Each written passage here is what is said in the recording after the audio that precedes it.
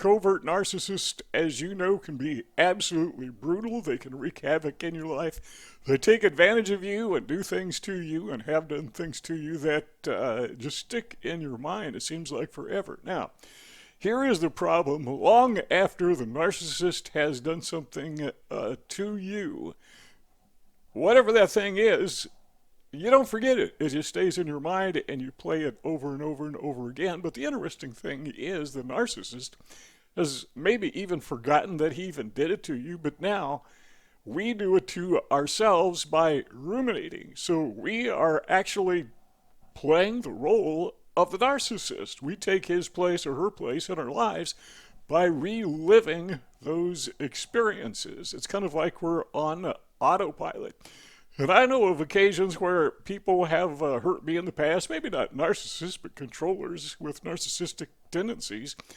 And even long after these people are dead and gone, I'm still replaying those offenses in my mind. How foolish is that? I got dead people, figuratively speaking, attacking me because I'm really just attacking myself. I have become a proxy for those people. All right, how do you get this garbage out of your head? How do you get this crap out of your mind? Stop replaying this over and over and over again.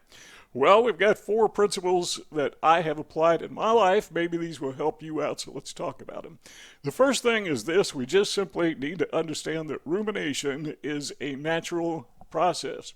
It's not necessarily a bad thing. I think nature put it there on purpose so that we can deal and remind ourselves this hurt, so we don't get ourselves in that position again. But it's kind of like, someone, this may not be a good analogy, but somebody may have had a burn on their skin and it's itchy, and so they scratch it and they actually cause more damage than good. They think it's relief, but it's really not. They get infected. And so what happens with rumination? We got burned in the past, by the narcissist. So rumination is like scratching that burned place in our mind. And now it's becoming, again, figuratively speaking, but it's becoming infected. And it just kind of festers there and it hurts. And as I said earlier, what we are doing is we are becoming a narcissist by proxy. We are doing to ourselves what the narcissist did to us. And he or she may have forgotten about it. And again, they may be dead and gone. Who knows? Here's one way that I've learned to deal with this. I think I mentioned this in a video maybe a couple months ago, but one of the things that I do is I just write out what the offense was.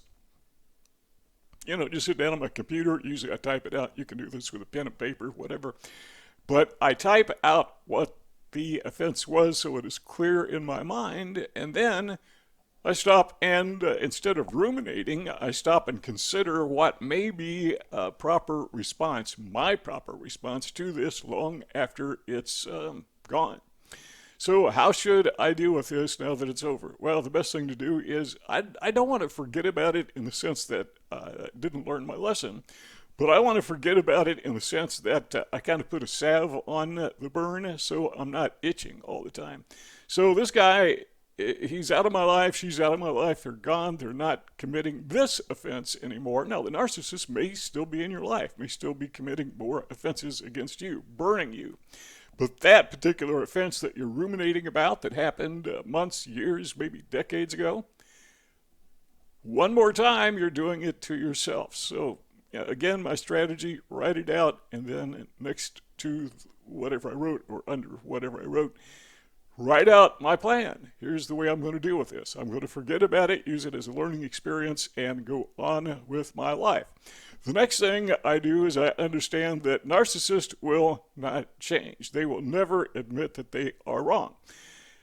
And so we have in our brains this thing, again, like nature gave us rumination. I think nature also gave us a sense of justice. We want things to be reconciled. We want things to be in order. And this person committed this offense, and we think, okay, that's not right. This person needs to pay for it, or at least people need to know what the truth is, because you probably went through that smear campaign, right? So, or maybe something else, but that sense of justice just is not there. And that seems to be the aggregating factor, is this guy or this woman, whoever it was, got away with it. And one thing we have to understand is they're not going to change. They're never going to admit they're wrong. So that is not a viable solution in most cases.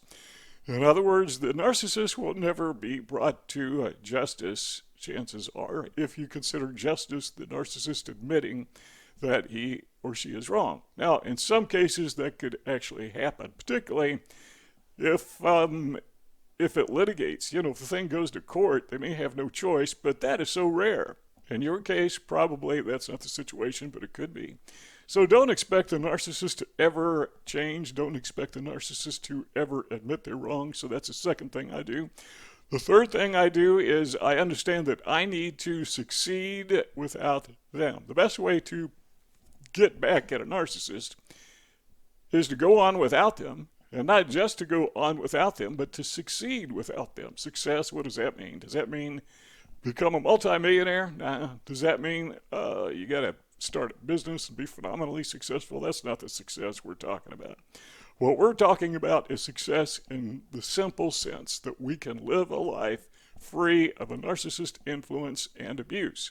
The narcissist absolutely, positively hates that. The worst thing you could do to a narcissist is try to be a narcissist back at the narcissist. So using his strategies or her strategies to pay them back. So they hurt you, you're going to hurt them.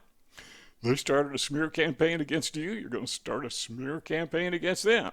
All you're doing is you're just becoming like a narcissist. You're not a narcissist, but you're using his or her tactics, so you may as well be.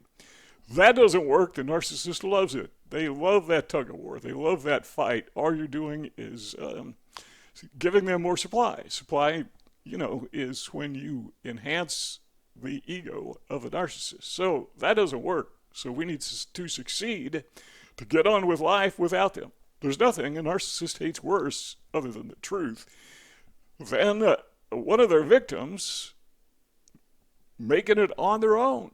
Because a narcissist thinks that you should rely on them, that you should depend on them for everything. Well, everybody should, from the narcissist's perspective. It's kind of like a cult leader, and one of the cult members breaks free and gets out of there. That really damages their ego. So I think of narcissists, and I'm talking here about covert narcissists, by the way. I think of them as cult leaders, in a sense, because, there are many things about the narcissist strategies that do parallel cult leaders. So I'm broken free of the narcissist cult.